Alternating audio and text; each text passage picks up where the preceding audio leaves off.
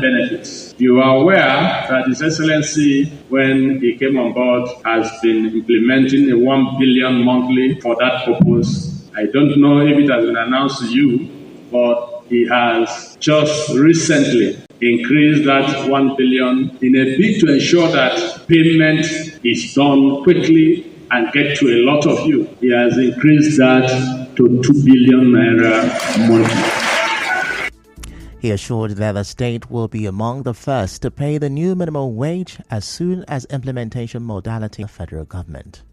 The issue of the minimum wage, and I want to also use this opportunity to let you know that most of your requests, everything will be put before the government as soon as we leave here.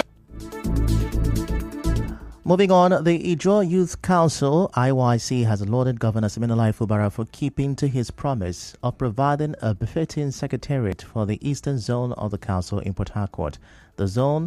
The group, in a statement signed by its Secretary General, Maboye Nangi-Obu, National Women Leader Miracle Iaye, National Legal Advisor Tamilotoye David Altriad, National Deputy Director of Mobilization Abiye Bob Manuel, described Governor Fubara's gesture as heartwarming.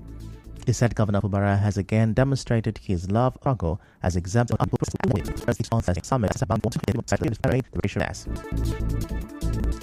In another development, the president of the Ijaw National Congress, Benjamin Okaba, says it is disappointing that the presidency has allowed the minister of the FCT to challenge their leader and elder statesman Edwin Clark. Professor Okaba tells correspondent Suebi Oruwari that the Ijaw nation will not accept any harsh comment against its leader, adding that at the appropriate time it will respond to the FCT minister. Minister of the Federal Republic of Nigeria could make such a disrespectful statement about a revered national leader, a man that has read more than him, a man that has all the experiences he has ever acquired. I don't think it is good enough. It tells you the quality of leaders we have in this country. Leaders are not exemplary in their conduct, in the statements they make. They don't actually display any quality that is worthy of emulation by even the younger ones. The ISA will address that matter appropriately. Also, an elder statesman and the former spokesman of PANDEF, Anab Saraiwe, called on the FCT minister to stop challenging Pa Edwin Clark on PDP matters. PK did not know how PDP was formed. He did not know how and when it was formed. He was just a beneficiary of PDP. And for him to ask those who fought PDP, those who stood for PDP, it's kind of unfortunate. For him to challenge Clark, he has no pedigree of any sort. To even question the integrity of Clark, to comment on Clark, it's not right. It's not the best for him. He would have remained silent than to challenge or insult Clark. Now recall that on Wednesday, the FCT minister Nyesom Wike at his media parley said, among many things, that he does not know the contribution of Pa Edwin Clark to the PDP. Away from that, some motorists have expressed worry over the rising cases of vehicle extortion in part of Port Harcourt metropolis. Yesterday, at the popular oil mill market, some boys were seen forcefully demanding money from vehicles in traffic. A driver of a branded vehicle, Isaiah Eze, narrated how his side mirror was broken in the process. All you mean there, some group of boys, about 3 of them, they come by the side. Thank God, sir, I even locked the entire motor. So they tell me to wind up. Say, ma, give them something. I tell them, sir, no get anything. No. For my present, the motor within my front. They try to collect money from the guy. Then say them the task force, say them they walk every Wednesday. Put that guy side mirror. Use and hit my own, break my own side mirror. How Unasian social similar experiences. Legal task force in Port Harcourt. It is something else along my way, my one. So I think the local government must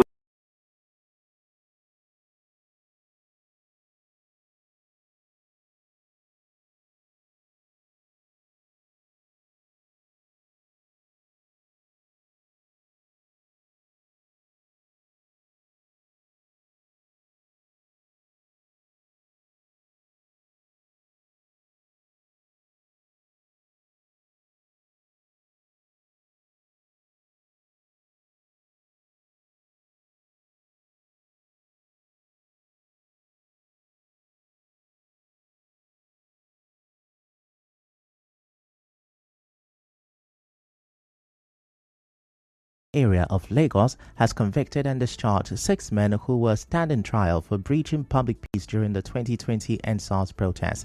The defendants had entered a plea bargain agreement and pleaded guilty to the charge of breaching public peace as brought against them by the Lagos State government.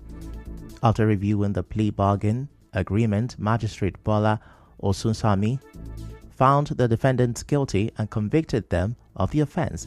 In place of sentencing, however, she cautioned and discharged them, noting that they had already spent almost 4 years in custody. Still to come, Minister orders CDS to fish out killers of Sokoto district head.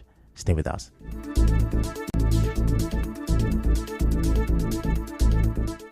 Light Up Port Harcourt Music Festival. Over 10,000 youths and music lovers on the 15th of September 2024 by 12 p.m. Venue, EUI Event Center. Performances from Port Harcourt's first son, Duncan Mighty, Wonder Benson, Ajepo Hustlers, Harry Song, Wizard.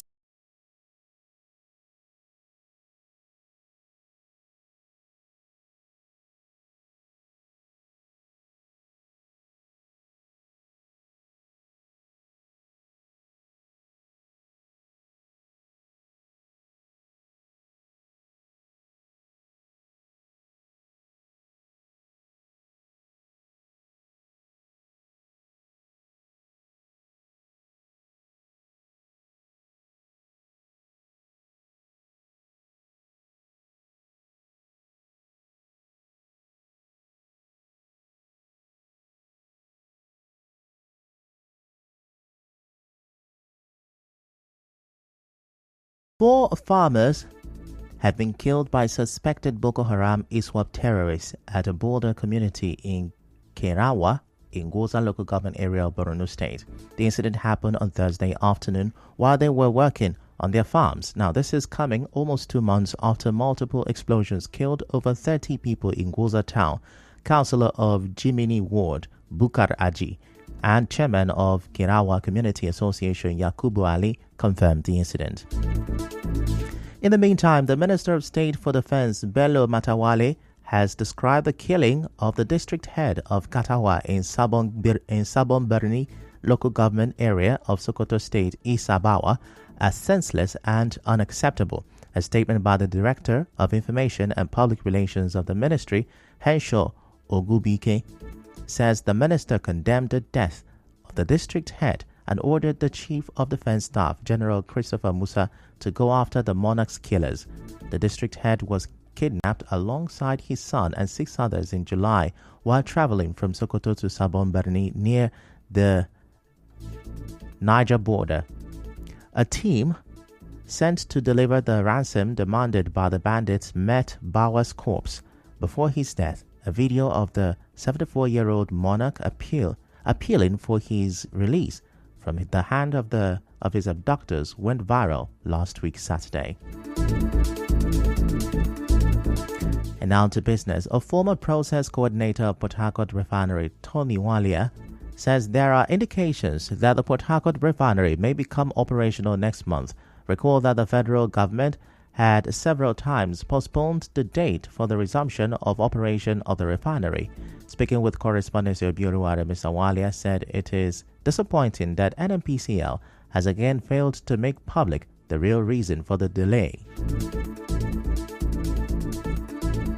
If they have one operational problem arising from what they're doing in the plant, that could affect the timing. But for some of us who have worked there and who have left the system, I'm a little bit disturbed or embarrassed by the inconsistency. The NNPC and their management today, tonight, next month is this. Engineering matters as something that is can actually know where you are at every given point. So if you want to give dates, you should be very, very actual of what you are saying. You should be sure of what you are saying before you dish out the date to the public for consumption.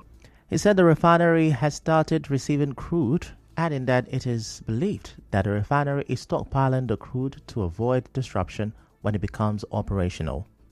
And having worked there, the process is very simple. I'm aware they have done cold circulation. I'm aware they're about routing product to storage until they came down. But the latest I got from an insider, by this September, from what they said, they should be able to start giving out this product to the public, which means production could be going on quietly there. That's the system refinery. Before you start giving out product, you must have 1 or 2 or 3 tanks. Have enough. Not before you start giving out, you must have enough storage. The technical advisor to the Senate Committee on Oil and Gas on Host Community, Emene Tianebeso, also spoke. Port Harcourt Refinery was supposed to have an inaugural ceremony for the kickstarting of production at the Unit 5. But due to technical reasons, they just did a postponement, which in less than no time, they will have a new date that it will be given for the inauguration to take place so that they will start full production on the Unit 5, while they will move to Unit 4 for a formal EPC activities. EPC activities mean engineering, procurement, and construction on the Unit 5 has been completed. Each of the unit has engineering, procurement, and construction section. And now straight to entertainment. Popular Nigerian singer Omale has opened up about growing up in Nigeria and the influence of his family on his success. In an interview, the singer said early struggles in Nigeria influenced his success. In sports, Manchester City have completed the signing of former captain Ilkay Gundogan from Barcelona on an initial 1-year deal with the option of a further 12 months. On the international scene, Indian Prime Minister Narendra Modi is in Ukraine on Friday to hold talks with President Volodymyr Zelensky. The trip comes just weeks after he met Russian President Vladimir Putin in Moscow. The visit is significant because Kyiv and some Western capitals had reacted sharply to Mr. Modi's visit to the Russian capital in July. Now that's a wrap on the news this afternoon. Before we go, let's have a look at the major stories. The Rivers State government has allocated more funds to clear pension backlogs.